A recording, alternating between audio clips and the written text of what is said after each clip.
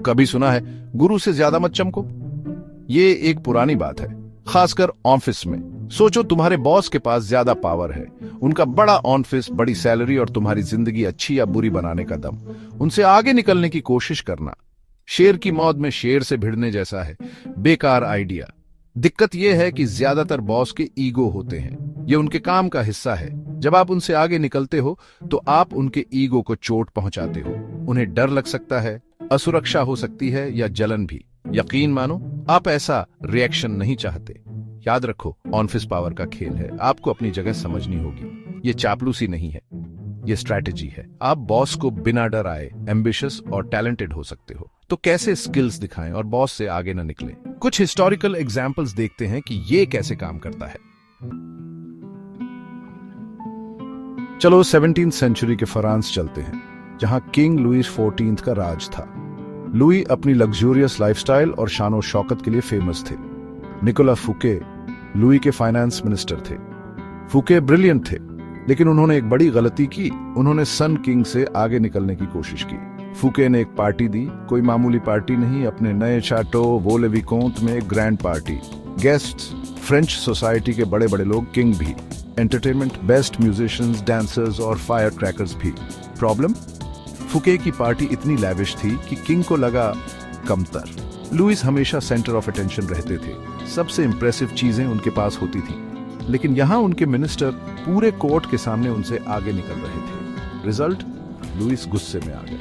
उन्होंने फुके पर एम्बेजलमेंट का इल्जाम लगाया। शायद सच था, पर बात ये नहीं है, और उन्हें उम्र कैद दे दी। फुके का इंप्रेस करने का प्लान उल्टा पड़ गया, क्योंकि वो पावर का पहला रूल भूल गए, मास्टर से आगे मत निकलो।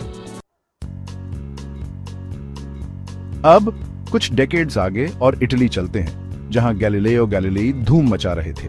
गैलीलियो एक रेवोल्यूशनरी एस्ट्रोनॉमर थे, जिन्होंने यूनिवर्स के बारे में सबकी सोच को चैलेंज किया। लेकिन फुके से अलग गैलीलियो पावर डायनामिक्स समझते थे। वो जानते थे कि उनकी डिस्कवरीज चर्च के लिए खतरा हो सकती थी, जिसके पास उस समय बहुत पावर था। तो गैलीलियो ने क्या किया?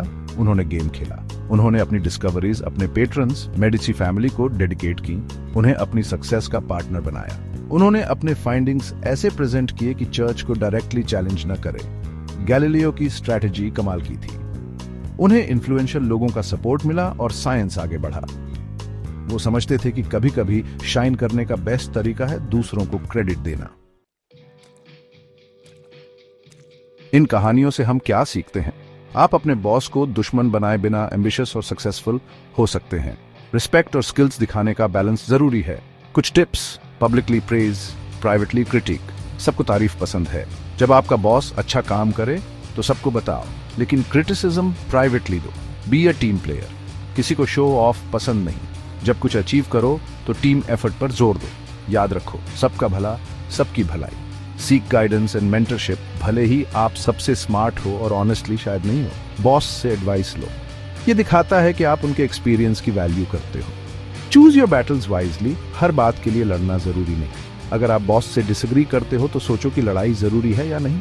कभी कभी चीजें जाने देना बेटर होता है। रिमेंबर, आपका करियर मैराथन है, स्प्रिंट नहीं। स्ट्रेटेजिक होने से आप बिना किसी को नाराज किए सक्सेस पा सकते हो। आप फुके जैसे नहीं बनना चाहते। हिस्ट्री का सबक: गैलीलियो की तरह बनो, शाइन करो, लेकिन ऐसे कि आपके बॉस का रास्ता भी रोशन हो।